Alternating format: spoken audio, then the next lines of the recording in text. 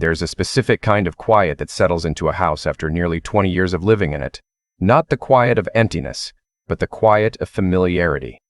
The sound of your own life breathing around you.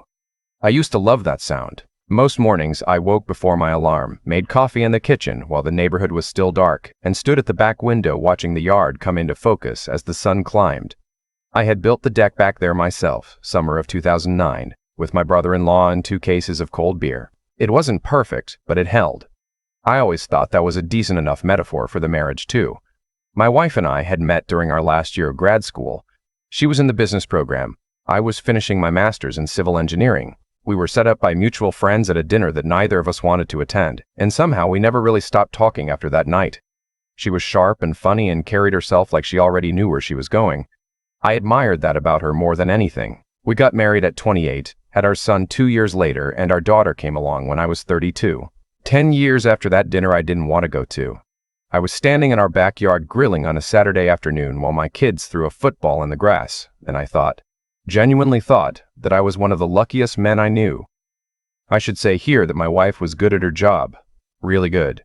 She'd worked her way up to director of marketing at a mid-sized pharmaceutical company, the kind of role that came with long hours and a calendar that never seemed to clear. I understood that. I respected it. My own schedule wasn't easy. Project timelines, client meetings, site visits. So we had developed a rhythm over the years. Dinner together when we could. Weekend mornings as family time. And every few months a dinner out, just the 2 of us, to remember who we were before the kids and the mortgage and the careers. It wasn't glamorous, but it worked. Or so I believed. The first sign I noticed, and I want to be precise here because I've replayed it many times, was a Tuesday evening in late March. She came home from work around 7:30, which wasn't unusual, but she was on her phone when she walked in and she went straight upstairs without stopping to say hello to any of us. My son was at the kitchen table doing homework. My daughter was on the couch watching something. Neither of them seemed to register it, so I told myself I was being too sensitive. She's tired. She had a long day. I put her plate in the microwave and watched a game I didn't care about and went to bed. But the Tuesday became a pattern. Then it spread to Thursdays. Then I started noticing she was dressing differently for work. Not drastically, not in a way I could easily point to, but there was more care to it. Hair done more often. Perfume I didn't recognize. A blazer I'd never seen. When I mentioned it once, casually, she said they'd been having more client-facing meetings and she needed to look the part. And that made sense. I accepted it. I was a man who wanted to believe his wife. What I couldn't as easily explain away was the distance. Not the physical kind, we still slept in the same bed, but the conversational kind. The kind where you ask someone how their day was, and they give you 3 words and then pick up their phone. The kind where you make a joke you both would have laughed at 2 years ago and it just lands flat. I started to feel like I was talking to someone who was tolerating my presence. Like I had become furniture in my own home. I mentioned it to her in April. I tried to be careful about it, not accusatory, just honest. I told her I felt like something had shifted and I wanted to understand what was going on. She looked at me for a moment and then said she was under enormous pressure at work and she was sorry if she'd been distant. She would do better. She squeezed my hand and kissed me on the cheek, and I thought, okay, that's real. We talked about it. She heard me. We'll be fine. We were not fine. By May, the phone had become a fixture she carried into rooms she used to leave it out of. She'd take it to the bathroom. She'd sleep with it face down on her nightstand instead of the charging dock on the dresser where it had lived for years. Once, I walked into the bedroom when she was texting and she turned the screen toward her chest the way a teenager hides something from a parent. When I asked who she was texting, she said it was a colleague about a campaign deadline. I nodded. I went back downstairs. I sat on my couch in my house that I helped build and I stared at the wall. I want to be honest about what I did and did not do in that period. I did not go through her phone. I did not hire anyone. I did not confront her with accusations I couldn't back up. What I did was quietly, methodically, begin to pay attention. And what I started noticing when I paid attention was a name that came up more often than it should have. His name was Richard. He was a senior partner at the consulting firm her company had brought in about 8 months earlier. She had mentioned him a handful of times in the fall. Smart guy, very experienced, helping them restructure the marketing division. She'd mentioned him the way you mention a colleague, professionally, neutrally. But by spring, his name had a different weight to it. She said it more carefully. Or maybe she said it less carefully. Either way, something had changed in the way it sounded coming out of her mouth. I knew Richard slightly. We had met at her company's holiday party in December. Tall man, mid-50s, silver hair, the kind of confident that doesn't need to announce itself. He'd shaken my hand and told me my wife was one of the most capable people he'd worked with. I had thanked him and meant it as genuine. I thought he was complimenting her. I thought that was all it was. What broke it open for me wasn't a dramatic discovery. It wasn't catching them somewhere or finding a message. It was a bank statement. Our joint checking account was connected to an app on my phone, and I checked it roughly once a week out of habit. In June, I noticed a transfer I didn't recognize. $250 to a firm name I didn't know. I thought it was a mistake at first. Maybe a subscription auto-renewed with the wrong description. I looked it up. It was a law firm. A family law firm, to be specific. In our city. I sat with that for a long time before I did anything. $250 to a divorce attorney. She hadn't said a word to me. Hadn't mentioned being unhappy. Hadn't suggested counseling. Hadn't told me anything other than she was under pressure at work. While she was holding my hand and telling me she'd do better, she had already made an appointment with a lawyer. I called the firm the next day from my car in the work parking lot. I didn't pretend to be anyone I wasn't. I just asked if my wife had a consultation scheduled. The receptionist couldn't confirm or deny, which told me everything. The silence on the line had a very specific shape to it. I drove home that evening with an entirely different understanding of my life. There's something surreal about pulling into your own driveway, stepping into your own kitchen, saying hello to your kids, and sitting across from someone who has been quietly building an exit while you were trying to repair an entrance. I watched her that night. The way she laughed at something our son said. The way she asked our daughter about a test. She was completely normal. She was terrifying. I waited another week before I said anything. I wanted to be sure. I drove past Richard's office building one evening after a site visit. Her car was in the parking lot at 7:45. I sat across the street for 20 minutes. I am not proud of that, but I needed to see it. She didn't come out while I was there. I drove home and put the kids to bed and made a decision. I brought it up on a Thursday night after the kids were upstairs. I set my phone on the table between us with the bank statement pulled up. I didn't raise my voice. I had rehearsed this. Not to be theatrical, but because I knew if I went in without a plan, I would fall apart. I asked her what the charge to the law firm was. She looked at the screen and then looked at me, and in the space between those two things, I watched something collapse behind her eyes. She said she could explain. I told her to go ahead. She said she had just been exploring options, that things hadn't been right between us for a long time, and she had wanted to understand what a separation might look like. I asked her if Richard had anything to do with any of this. She said nothing. I asked her again. She said it was complicated. Complicated? I am 42 years old. I have a master's degree. I have built bridges in 4 states. I have looked my kids in the eye every day of their lives and tried to teach them what honesty and decency look like from the inside. And the woman I had been married to for 14 years looked at me and told me that betraying our marriage, lying to my face for months, and secretly consulting a divorce attorney while I tried to save something I didn't know she was already destroying was complicated. I didn't yell. I stood up from the table and I went upstairs and I sat on the edge of the bed in the dark for a long time. I heard her crying downstairs. I did not go down. The next several weeks were the kind that age you. She wanted to talk. She said she hadn't actually done anything with Richard, that it was emotional, that she had pulled back from it, that she was confused. I listened to all of it. I don't think she was lying about every detail.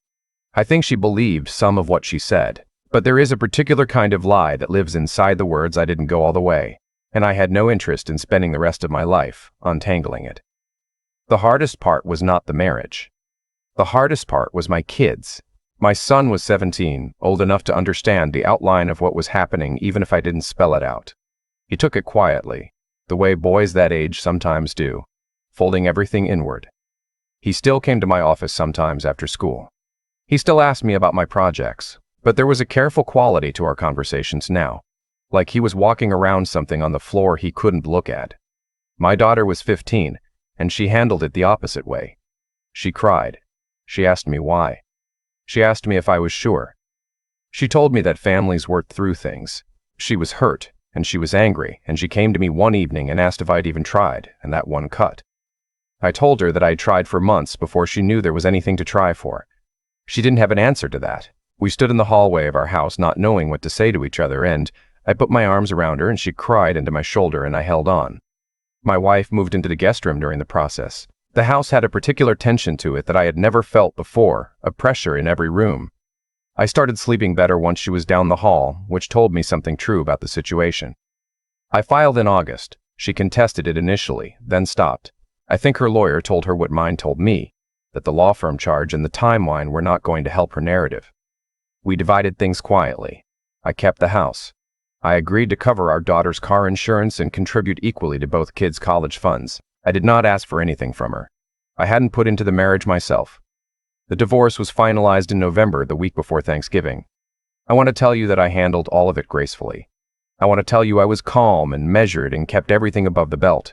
The truth is, there were 2 or 3 weeks in September where I didn't sleep more than 4 hours a night, and I sat on my deck in the cold at midnight drinking beer and talking to no one.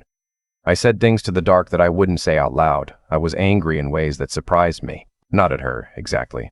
Or not only at her, but at myself, for all the times I had explained something away, for all the Tuesdays I had let go. For standing at that back window every morning feeling lucky while the floor was coming loose beneath me. But I want to tell you about something else too. There was a woman I worked with, not directly, but we were in the same building, different departments, and we saw each other in the way you see people when your offices share a floor. Her name was Diane. She was the project coordinator for the infrastructure division, early 40s, divorced herself about 3 years earlier. She had a daughter in middle school. She made terrible coffee in the break room and defended it aggressively, which I had always found quietly funny. We had been friendly for years, and the way you're friendly with someone you see regularly but don't know well. After everything came out at home, I started getting to the office earlier, just to have somewhere to be. She was usually there early too. We started talking the way people do when they're both awake before the building fills up. Not about anything significant at first, just work and weather and the coffee she kept making badly. But somewhere in there it became something I look forward to. She didn't know what was happening in my personal life for a while. When she did find out, I think she heard something through the building grapevine. She didn't make it into a big thing. She didn't offer unsolicited advice or tell me it would all work out. She just said, one morning in October over the terrible coffee, that the first year was the hardest, but it didn't stay that way. She said it like she was telling me something practical, like a project timeline. I appreciated that more than I can explain. We went to lunch a few times in November and December. Nothing formal, nothing declared. Just 2 people eating sandwiches and talking about things that had nothing to do with the situation we were both managing. She told me about her daughter, who was obsessed with competitive swimming and got up at 5 in the morning 3 times a week without complaint. She said it was the only thing in the world that could get either of them out of bed at that hour, and she respected it enormously. I told her about my son and my daughter, and she listened the way people listen when they're actually interested. After the divorce was finalized, I told her, not as a setup, just because she had become someone I was honest with, and it felt strange to leave it unsaid. She nodded and said she was sorry the way you say it to someone when you actually mean it and not just as a courtesy. Then she said, after a moment, that she would like to have dinner sometime, and if I wasn't ready for that, she understood, but she was putting it on the table. I told her I would like that. I meant it completely. We had dinner the week before Christmas at a small Italian place downtown that neither of us had been to before. We were there for almost 3 hours. We talked about her divorce and mine, briefly, the way you acknowledge a scar before moving on to other things. We talked about her daughter's swimming meets, and she made me laugh, describing a particularly chaotic away event where the hotel pool flooded. We talked about my son's interest in architecture and whether he'd end up in my field or somewhere adjacent to it. We talked about the things we had both lost and the things we were surprised to find we still had. Walking out to the parking lot, she said she had a nice time. I told her I did too, which was the understatement of the year. She turned to go to her car and then turned back, and she said, very straightforwardly, that she wasn't looking for something casual, and she wanted to be clear about that up front, because she had learned the hard way that being indirect about it costs more time than it saves. I told her I'd been a family man for 14 years, and the idea of something without real roots sounded exhausting. She smiled and told me that was the best answer she'd heard in a long time. I drove home through the December cold feeling something I hadn't felt in months. Not happiness exactly, not yet, but something adjacent to it. The beginning of a door opening. My kids had more complicated feelings about all of this than I expected. My son, to his credit, was measured. He said he just wanted me to be okay. My daughter was harder. She had been slowly, painfully warming back up to me over the fall, and when she heard I had been out to dinner with someone, she pulled back again. Not completely. Not the way she had at the beginning, but I could feel it. She got quieter on our calls.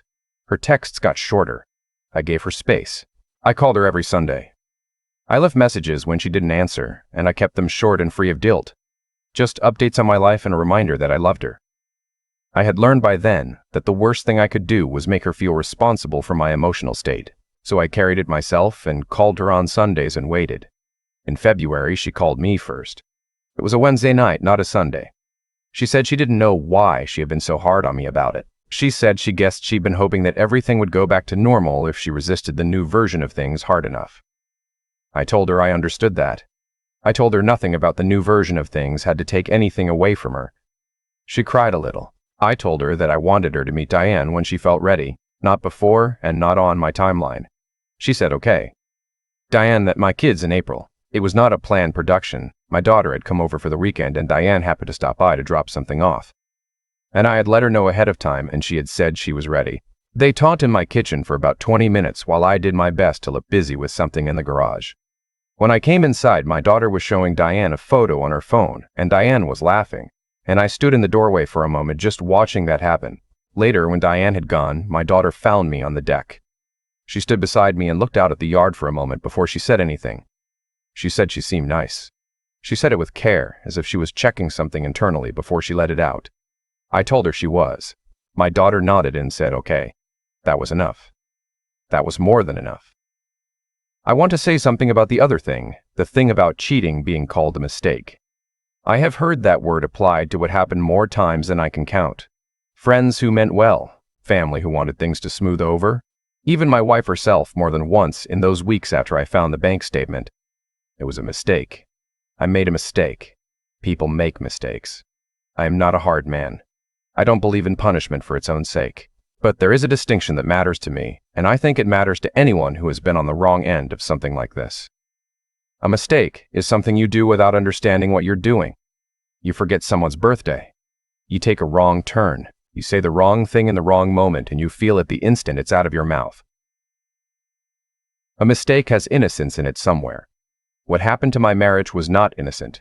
It was a series of choices made over months in full awareness of what they meant. The conversations, the trips to the law firm, the changed phone habits, the late evenings in parking lots.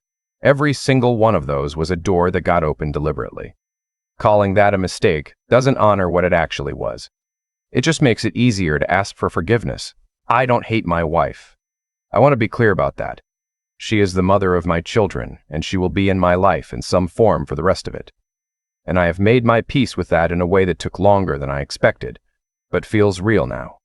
We are civil. We communicate about the kids without drama mostly. She has moved into an apartment in the same school district. My son graduated in June and my daughter will be a senior in the fall. We sat next to each other at his graduation and it was uncomfortable and also fine. I think about the man I was 3 years ago, standing at my back window in the quiet before the house woke up. I don't want to be cruel to that man. He was doing what he knew how to do. He was trying, but there was so much he wasn't seeing. And some part of him knew it and looked away, because the looking away felt easier than what would come after. The deck is still standing. I replaced 2 boards last spring that had started to rot, and I put a new coat of stain on the whole thing over a long weekend in September while Diane's daughter sat in a lawn chair and read and asked me questions about structural integrity with what seemed like genuine curiosity. She is 12 now and already thinks like an engineer, which I find completely wonderful. I told her she should look into the field when the time comes. She said she might, but she also might be a swimmer, and she shrugged as if both options were equally reasonable and she had plenty of time. She's right. She has plenty of time. Diane and I have been together for almost 2 years now. We haven't rushed anything and we haven't avoided anything either.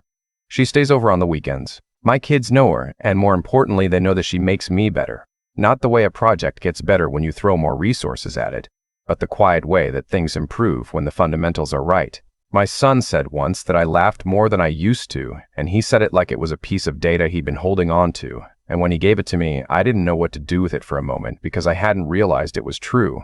But it was true. I am not the same man I was before any of this. I don't think that is entirely a bad thing. There are things I see more clearly now. About what I was willing to accept, about the ways I talked myself out of my own instincts. About what loyalty actually means when it's being tested versus when it's just a word you both agreed to at an altar. I carry those things carefully. Not as grievances, but as the kind of knowledge you earn. Some nights I still sit on that deck with a beer after everything goes quiet. I still watch the yard come into focus as whatever light is left in the sky does its work. But it doesn't feel the same as it did. It feels better, actually. The quiet means something different now. It's not the quiet of familiarity or of a life that's settled into patterns you've stopped examining. It's the quiet of someone who knows what he has and shows it, and who woke up enough, even at a cost, to understand the difference. That's something I can build on. That's something that holds.